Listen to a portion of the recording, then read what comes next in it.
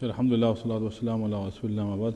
So, brothers and sisters, inshallah, we'll start the dars with ayah number 219, Surah Al-Baqarah, ayah number 219. Now, this ayah 219, I covered on Thursday, right? So, I will not go over that again. All I will do is give you a quick summary of it. So Allah subhanahu wa ta'ala said, يَسْأَلُونَكَ عَنِ الْخَمْرِ وَالْمَيْسِرِ, that these people are asking you about liquor and about gambling. قُلْ فِيهِمَا إِثْمٌ كَبِيرٌ, tell them that in both of them, فِيهِمَا, in both of them means liquor and gambling. Ithmun kabir, there is a big sin. But وَمَنَافِعُ لِلنَّاسِ, but at the same time there are some benefits for people. وَإِثْمُهُمَا أَكْبَرُ مِن نَفْعِهِمَا, but the sin in both of those things are greater than the benefits of those two things. So, I told you on Thursday that khamr means anything that could intoxicate you. Rasul sallallahu alayhi wa sallam said, Kullu muskirin haram. Muskir means something that if you will use, you will consume, you will lose control over your brain. Intoxication. You lose brain over your senses. You lose brain over, lose.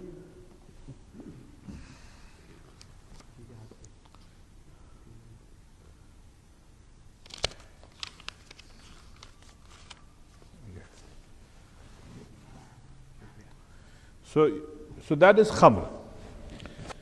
And maisir means easy money.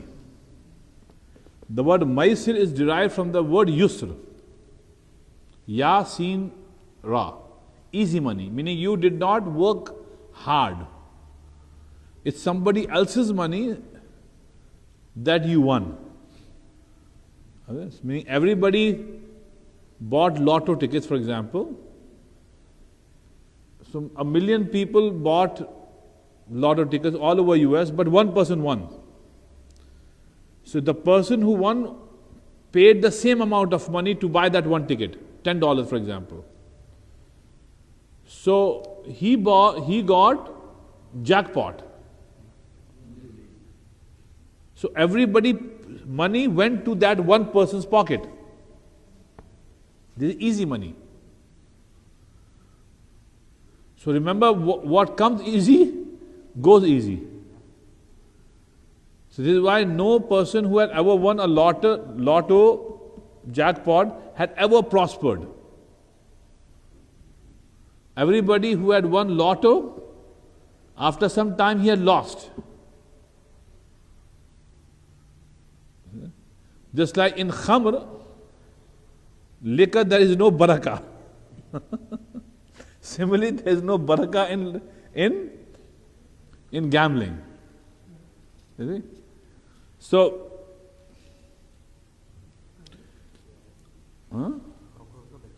and the second thing is that there is sin in that, but then Allah subhanahu wa ta'ala said there are benefits. Now, benefits, I told you on Thursday, is that Arabs at that time had a weird tendency, and that is that once they are drunken, they start talking about their forefathers, about their families, right? That how great my family was, how great my grandfather was, right? And how generous they were, because generosity, sakhawat, generosity among Arabs of that time was considered a big trait. If you are generous, so you would be looked up to by people. That why he's so generous. So people will talk about their fathers, forefathers. So the beggars, the poor people, the masakeen, they will wait for these rich Arabs to be drunken, and then they will come to them and they'll say, brother, I know that your grandfather or your great grandfather was such a generous person. And whenever my grandfather, who was poor just like me, will go to him, he would never say no. Never say no. Now you are his grandson, please, if you can give me. Now he is drunken, he will empty his pocket. Right? So that was one of the benefits that was there for people. But Allah subhanahu wa ta'ala said that, but the damage that khamr does is greater than the benefit there. So this ayah did not make khamr haram. This was the first ayah among the 3 ayahs that came at different intervals. So Allah gave a hint. That's not a good thing. So some Sahaba stopped drinking after this. Some continued. So another incident happened that a Sahabi invited his friends to his home for a meal, and after the meal, as was the custom, the Sahaba started drinking. The time for Maghrib came. The time for Maghrib came. The Sahaba were regular with Salah. So they asked one person among them to lead. Now that Imam is also drunken. So the Imam Sahib is drunken and the Muqtadis are drunken. Everybody is drunken. Now he said, Allahu Akbar. And he started reading Surah Al-Fatiha. Okay, somehow he managed to read it. Now he said, he thought which surah to read. He picked Surah Al-Kafirun. Now in Qul Ya Ayyuhal Kafirun, then La Ta'budun, no, La A'budu, no, La Ta'budun, you know. So he forgot. After the Salah was finished and the majlis was over, some Sahaba went to Rasulullah, went to Rasulullah and narrated to him what had happened. So Allah revealed the second ayah regarding this. Ya ayyuhalladhina amanu la taqrabu salat wa antum sukara hatta ta'lamu ma taqulun. O those people who believe, when you are drunken, do not pray salah. So now Sahaba thought that if this is something so bad that Allah is saying don't pray salah if I am drunken, then I am not going to do that. I am not going to drink it at all. But some Sahaba said, well, after Salah I will drink. Because Allah is saying, don't go near Salah when you are drunken. Fine, I will drink after Salah. Fine. But then another incident happened, and after that Allah subhanahu wa ta'ala, then Sahaba came to Rasulullah and they said, Ya Rasulullah, tell us what is the final judgment about khamr. So Allah subhanahu wa ta'ala revealed that famous ayah, 2 ayahs in Surah Al-Ma'idah. Ya ayyuhalladhina amanu innamal khamru wal maisiru wal ansabu wal azlam rijsum min amali shaitan fashtanibu. That's it. Oh, those people who believe, understand that from this time onwards, khamr and gambling, liquor and gambling is completely haram. Fashtanibu means it is haram, refrain from it, period. So Rasulullah made an i'lan in Medina Munawwara that it is haram. So now it is haram till the day of judgment. It is haram till the day of judgment. Now you might ask why Allah took so much time, right? Well, the first answer is we do not know. Allah is Alimun Hakim. Allah knows the hikmat behind that. That is one thing. So we cannot question the hikmat and the wisdom of Allah subhanahu wa ta'ala. Right? It's just like you ask, we prayed 3 rakats of Maghrib. Why 3 rakats? Although in Isha, inshallah, we'll read 4 rakats. What is the hikmat? What is the wisdom behind keeping 3 rakats of Maghrib? Nobody can tell. No. And then Jummah Salah, which is the most important Salah, just 2, and Salatul Zuhr 4. So what is the hikmat behind it? That is known to Allah subhanahu wa ta'ala. So, but the thing that could be seen is that those Arabs were habitual,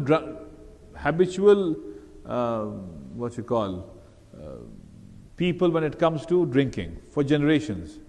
So to leave something overnight is not easy. It takes some time, gradually. So, sorry? Step by step. Yeah. Very hard. Very hard for people. So, but from now but before I move to the next ayah, brothers and sisters, remember one thing regarding Khamr and Maisir. Our Rasul Sallallahu Alaihi Wasallam prophesied that before the day of judgment, Muslims will become so foolish that they will try to trick Allah subhanahu wa ta'ala. They'll try to deceive Allah subhanahu wa ta'ala. يُخَادِعُونَ اللَّهَ وَهُوَ خَادِعُهُمْ. And that is that they will drink liquor, but they will change the name of liquor. They will change the name. And they will. So sorry to say this, but among Muslims, among Arab countries and non-Arab countries, among Muslims, drinking has become so common, like it was never this common ever before in history. You go to Dubai, I saw that Muslims wearing the traditional Arab clothes, drinking. Saudi Arabia, drinking. Kuwait, Qatar, Pakistan, Turkey, drinking is common. Everywhere drinking, no problem. Now that's one thing. So second thing is that there is a group of Muslims and worldwide who consider drinking okay. They don't consider it haram. They don't. Here in our city, Orlando, few people came many years ago, 20 years ago, something to talk to me that, why you say that drinking is haram? I said, why? They said, Allah did not made drinking haram in Quran, so why are you people making it haram? I said, how can you say that? Because they said, quoted the same ayah, فَاشْتَنِبُوهُ لَعَلَّكُمْ تُفْلِحُونَ. Allah said, avoid. Allah did not say it is haram, Allah said, avoid. Although for other things Allah have used the word حَرَّمَ عَلَيْكُمُ الْمَيْتَةَ وَالدَّمَ وَلَحْمَ الْخِنْزِيرِ. The word haram has been used for khinzir and all that. But for drinking, Allah had not used the word haram. So you are right, Allah had not used the word haram. But Allah does not have to use the word haram for everything that Allah had prohibited. For example, ghibat is haram. Who in the world considers ghibat, backbiting, halal? Tell me. But had Allah used the word haram for backbiting? I'll read the ayah to you. Ya ayyuhalladhina amanu la yaghtab ba'dukum ba'da. La yaghtab ba'dukum ba'da. Oh, those people who believe, you should not do each other's ghibat, backbiting. Why is the word haram here? So would you consider backbiting halal because Allah have not used the word? Have not used the word haram for that, and so on and so forth. This is just one instance. But for that you need to turn to Rasul Sallallahu Alaihi Wasallam. Why did Allah send Rasul then? Rasul Sallallahu Alaihi Wasallam will tell us what is halal and what is haram. So don't fool yourself, brothers and sisters. Anyhow, so I discussed all that on Thursday. Now let's move on to then the other part of the ayah. Now, okay, so we did this. Okay. Now Allah subhanahu wa ta'ala said, وَيَسْأَلُونَكَ مَاذَا يُنْفِقُونَ. And Sahaba asked another question. And they are saying, they are asking Rasulullah alayhi wasallam, مَاذَا يُنْفِقُونَ. How much should we spend in the path of Allah? I mean, how much donation should we give? Right? So Allah subhanahu wa ta'ala said, قُلِ الْعَفْ. Tell them, after paying your bills, whatever is left, give some part of it in donation. Al-afwa means leftover. But it does not mean leftover means give all the leftover. Because Allah in Surah Baqarah have also said, وَلَا تُلْقُوا بِأَيْدِيكُمْ إِلَى التَّهْلُكَةِ. Don't cause your own downfall. Allah said, do not do things that will hurt you. So our Rasul sallallahu alaihi wasallam told us that no, Allah does not mean that you should give everything. Right? For a common Muslim like you and me, giving a part of our saving in donation is fine. Not the whole thing. Right? كَذَلِكَ يُبَيِّنُ اللَّهُ لَكُمُ الْآيَاتِ لَعَلَّكُمْ تَتَفَكَّرُونَ. In this way, Allah subhanahu wa ta'ala yubayyin. Allah explains. لَكُمُ الْآيَاتِ. To you, things that are ayat. Ayat here mean important. لَعَلَّكُمْ تَتَفَكَّرُونَ. Perhaps you will reflect over it. فِي الدُّنْيَا وَالْآخِرَةِ. And the things that Allah is explaining, right, are beneficial for you in this world and in the life hereafter. فِي الدُّنْيَا وَالْآخِرَةِ. So if you follow them, they are good for you in this world and akhirah. Okay. Now comes another question. Now, brothers and sisters, look, here's yas'alunaka, yas'alunaka, yas'alunaka. They are asking you, they are asking you, they are asking you. Sahaba are asking Rasul sallallahu alaihi wasallam these questions. This means Allah is appreciating these questions. So asking valid question with the right intention is good. What is wrong is asking unnecessary question with the wrong intention. That is bad. So when you compare these questions of Sahaba to the question that Bani Israelis asked to Musa alayhi salam, so you will find a clear difference. Their intention was just to waste time, give hard time to Musa alayhi salatu wasalam, right? And this was their nature. Unnecessary question, bothering the Prophet. So that's why Allah subhanahu wa ta'ala had condemned them, have showed anger. But here Sahaba are asking valid question, practical question, everyday questions. And their intention is to get the right answer so that they can apply that on their lives. So here, وَيَسْأَلُونَكَ عَنِ الْيَتَامَى. The Sahaba are asking about yatim children, orphan children. Yatim means orphan children. That how well should we treat them?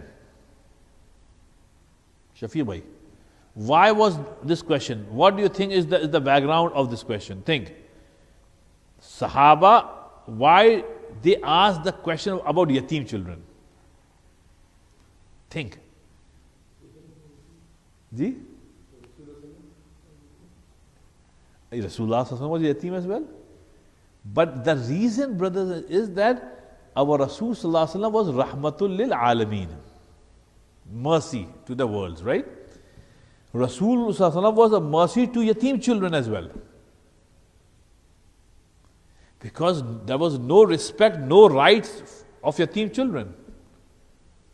Powerful people were crushing weak people. So a yatim child had no sympathy, no love. If a child will lose his or her dad, that child is now like everybody's a ghulam now.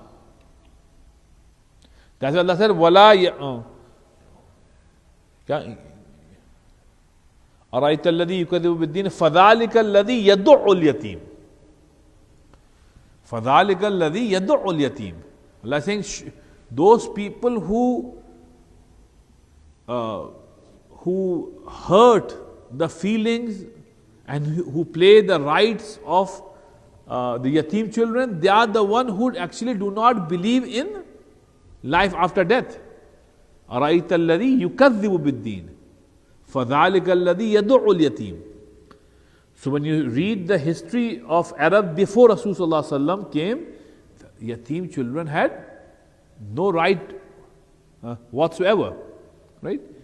Our Rasulullah came, Quran came, and Allah put so much emphasis on rights of women, rights of yatim children, right of poor people, masakin, ghuraba, ibn sabil, that Sahaba's way of thinking changed now, completely changed.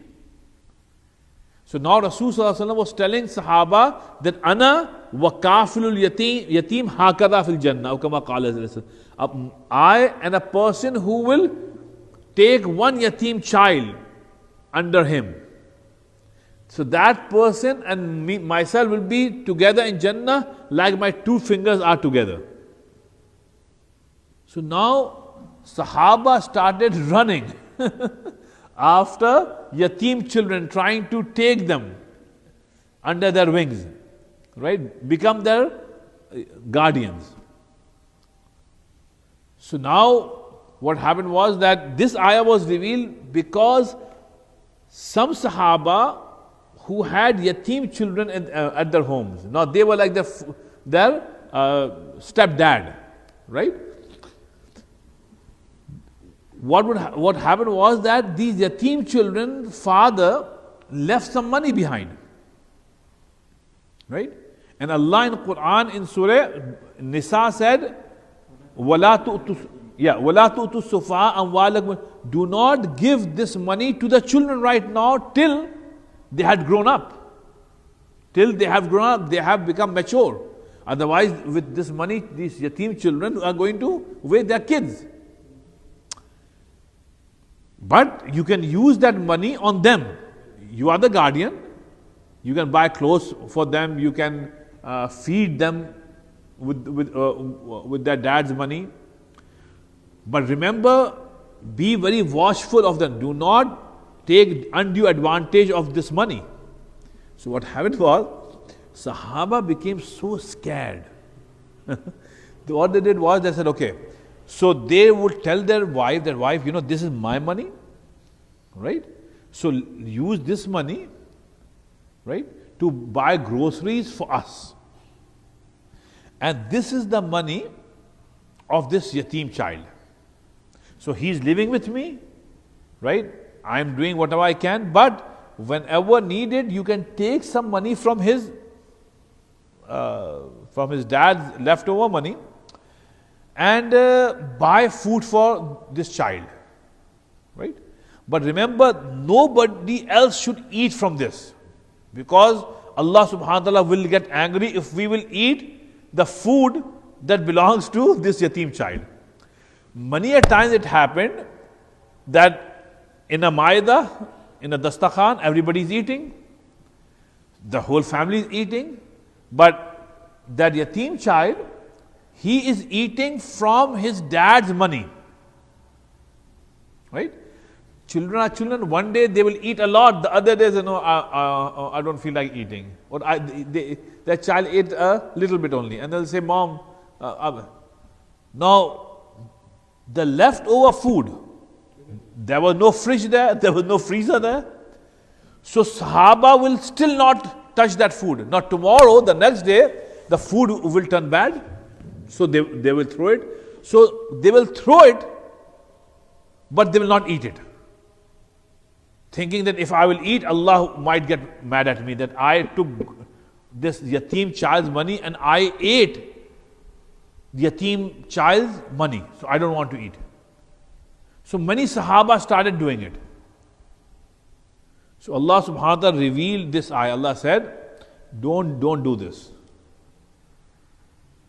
Don't do this. Otherwise, this will be a waste of food and a waste of money. Right? Allah said, I know your intention. If you want to take some money from yatim child, dad, leftover money, right? You can take it, right? And if there is a little bit up and down in that, it's fine. Allah said, I look at the intention, right? So when you buy groceries, if you are short on money, you can take some money from the yatim child's fund and add that money to the grocery money with the intention that you are going to feed the yatim child with his money. And if there is something left over, you can feed your children. After when the yatim child leaves some food, don't throw it. You can consume it. Your children can consume it. So do not buy separate grocery for this yatim child. But this shows the taqwa of Sahaba, how much cautious they were when it would come to yatim children. Allah said, "Inna alladhina ya'kuluna amwal al-yatama zulman, innama ya'kuluna fi butunihim nara." Allah said, those people who are eating the amwal al-yatama, the money of yatim children, they are not eating food, they are eating the fire of Jahannam. Because this money belongs to the yatim children. So actually when this ayah was revealed, Sahaba got really scared. So here Allah subhanahu wa ta'ala cooled them down.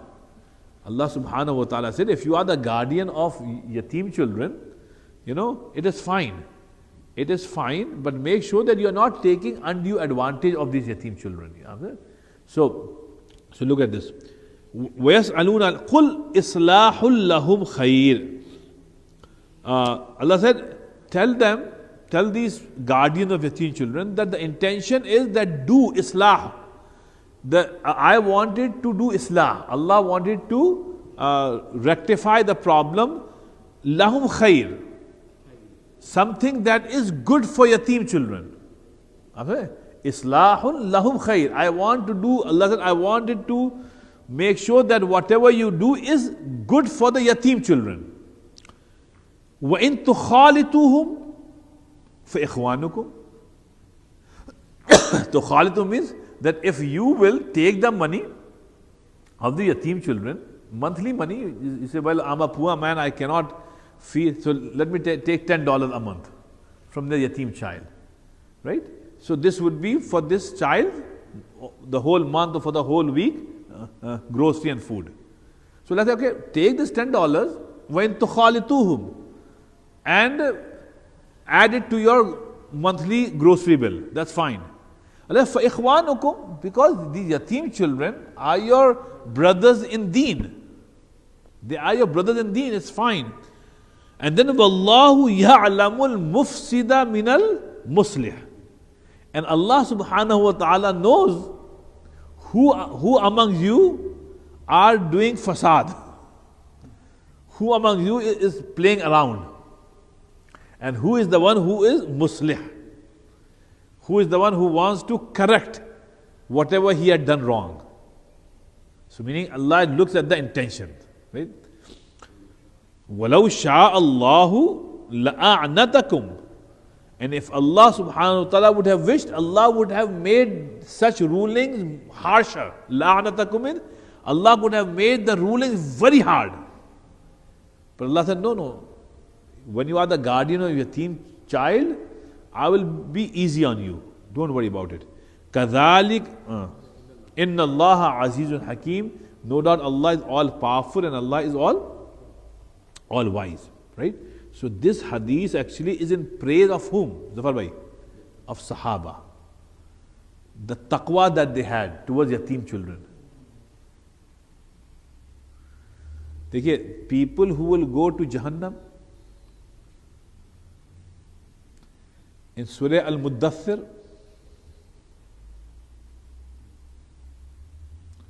Allah subhanahu wa ta'ala said, that the people of Jannah will be in Jannah. So they will look around and they say, where are my friends? Where are my family members? My uncle, my aunt, my cousins, my subdivision brothers and sisters, my neighbors, Muslim neighbors, where are they? So they will call the angel, "Bhai, come here. Can you tell us where are my relatives and friends? I don't see them in Jannah. Where are they?" So the angel will look into his database and will say, "Do you want to talk to them?" And the same topic Allah have discussed in more detail in Surah Safat, after Surah Yasin. Would you like to talk to them? Yeah, can we talk to them? Yes, you can talk to them. Surah Muddassir says that now Ahlul Jannah will talk to the people of Jahannam who were their brothers and sisters and relatives. They say, "Ma salakakum fi saqar." They will say, "Bhai, you are in Saqar. Saqar means Jahannam." Yeah, what took you to Jahannam? You used to pray Salah, you were, mashallah, very good Muslim. At least that's what we used to think. What took you to Jahannam? قَالُوا لَمْ نَكُ مِنَ الْمُصَلِّينَ وَلَمْ نَكُ نُطْعِمُ الْمِسْكِينَ وَكُنَّا نَخُوضُ مَعَ الْخَائِضِينَ وَكُنَّا نُكَذِّبُ بِيَوْمِ الدِّينِ حَتَّى أَتَانَا الْيَقِينَ. Yaqeen means death. So we don't used to pray Salah regularly. We used to pray Salah sometimes. But then, وَلَمْ نَكُ نُطْعِمُ الْمِسْكِينَ. We do not used to feed. Nut'im. It'am. We don't used to feed the poor. And in the category of poor, yatim come first. Yatim come first. Okay? So brothers and sisters, do this. Feeding the miskin. Don't think that it is an optional thing. No. It is mandatory. If you will not feed, you will go to Jahannam. Dekhiye, Alhamdulillah, our Masjid, Islamic Center of Orlando, is feeding 400 people, Alhamdulillah, every Monday. Alhamdulillah. For what? For the whole year now, nearly. Yeah. 37 or 38 weeks. If we will not do this, we will go to Jahannam. Allah said, you have so much money. Your community is so rich. People are living in million dollar houses. They come in such rich cars, expensive cars. While there are people around who don't have jobs, they don't have food.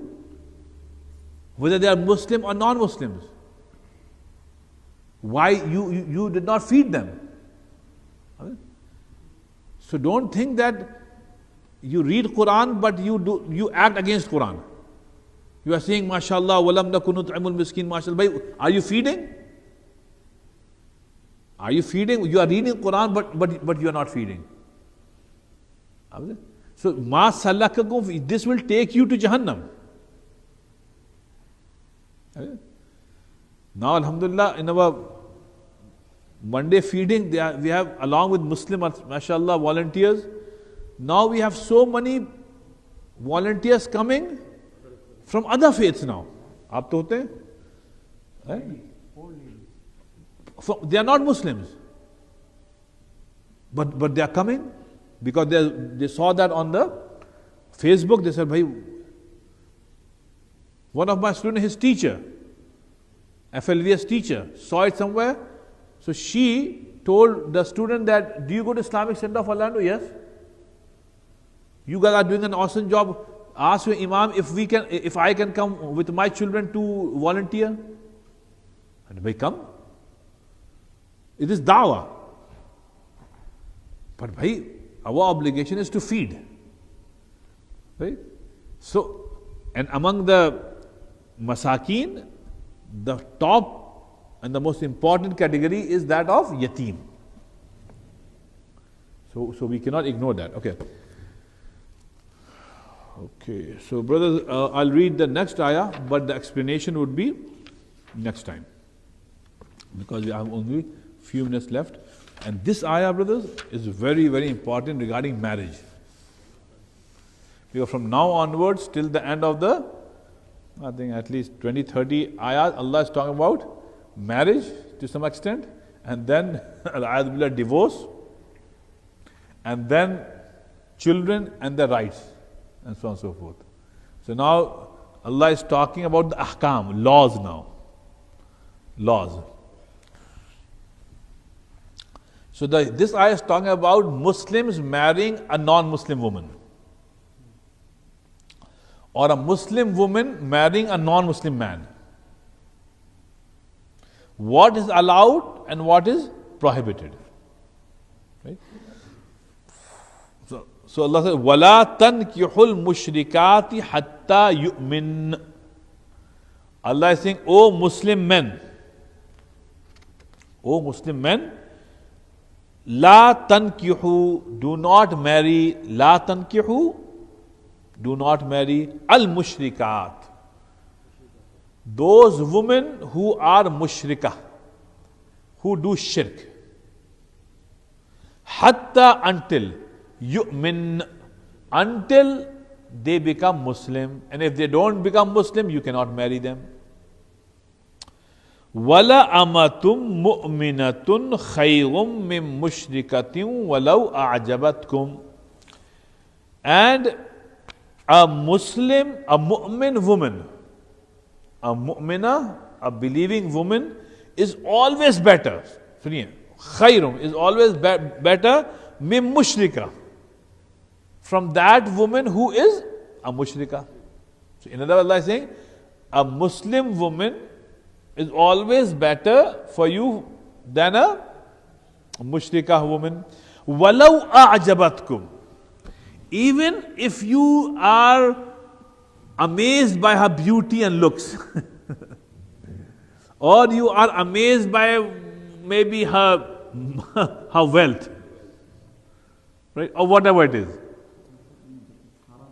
Oh, of course, it is completely haram. Huh? No, I'll come to that. Ahlul Kitab are exempt. Ahlul Kitab are exempt. وَالْمُحْسَنَاتُ مِنَ الَّذِينَ أُوتُوا الْكِتَابَ مِنْ قَبْلِكُم. In the 5th juz, Allah subhanahu wa ta'ala exempted Ahlul Kitab. Here Allah is talking about mushrik. Right? Acha. وَلَا تُنْكِحُ الْمُشْرِكِينَ حَتَّى يُؤْمِنُوا. Now Allah is saying, oh the fathers, if you are the guardian of a girl, you must not marry your daughter to a mushrik man. Hatta yu'minu, until that mushrik man becomes a believer. Wala abdum mu'minun khayrun min mushrikin walau a'jabakum. A believing man is always better than a mushrik man, walau a'jabakum. Right?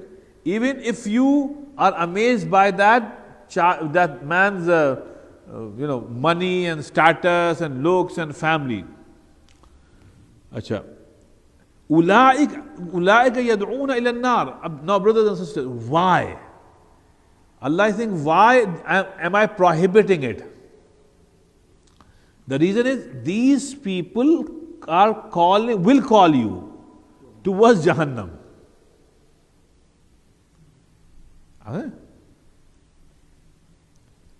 Wallahu yad'u ila al-jannati wal maghfirati bi'idhnih. And Allah is calling you towards Jannah and Maghfirah. وَيُبَيِّنُ آيَاتِهِ لِلنَّاسِ لَعَلَّهُمْ يَتَذَكَّرُونَ. And Allah is saying, I am explaining my ayat so that you can understand. Okay. In 4-5 minutes that I have left, few important points, and inshallah next week. Number one thing, in this Ahlul Kitab are not included. Jews and Christians are not included, because they are Ahlul Kitab.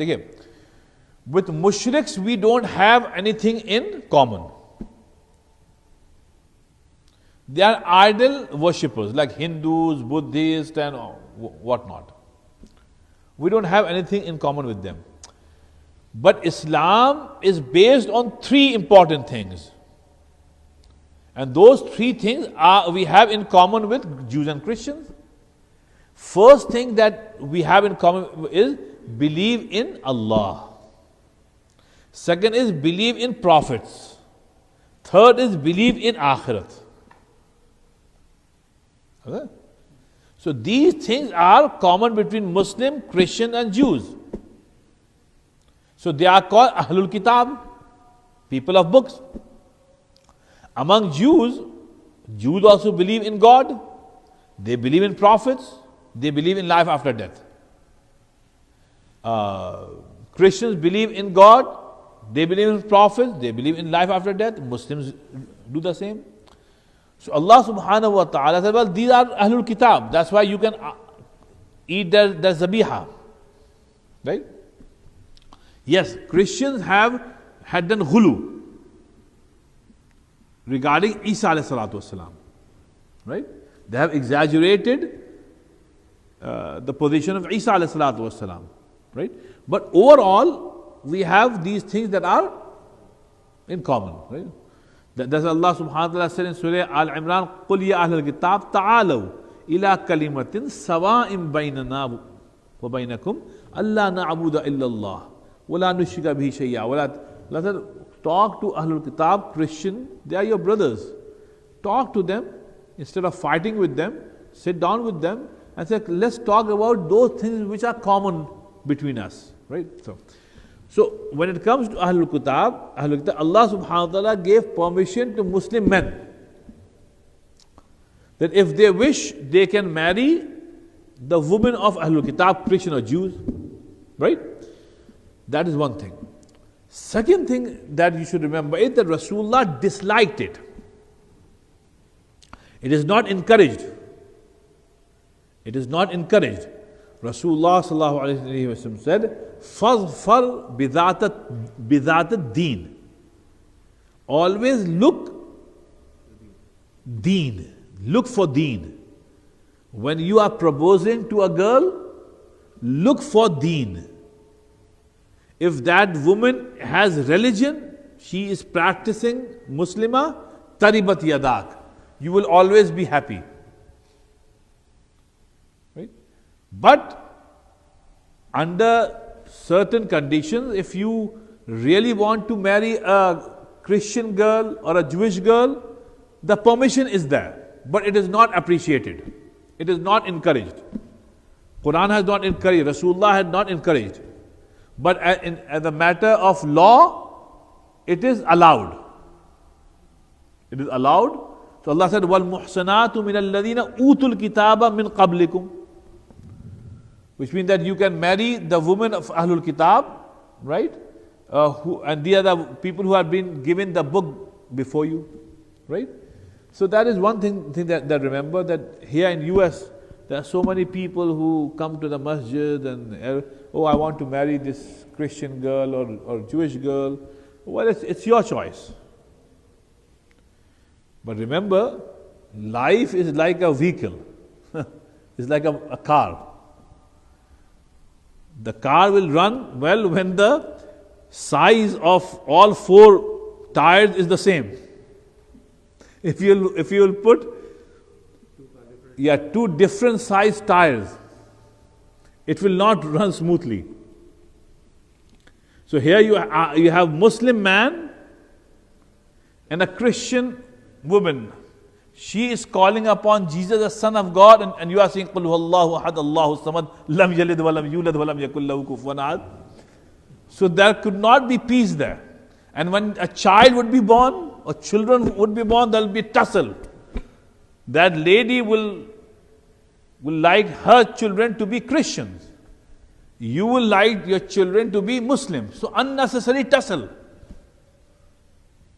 Okay? So your married life will become, empty of peace. So that's why Rasulullah said, it is allowed, but not encouraged. Right?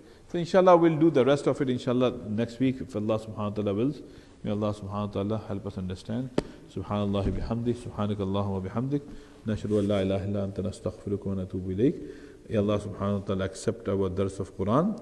Allah subhanahu wa ta'ala grant us the light and the noor and the understanding of Quran and make us all true believers. Subhanallah bihamdi, subhanakallahumma bihamdik, nashhadu an la ilaha illa anta nastaghfiruka wa natubu ilayk.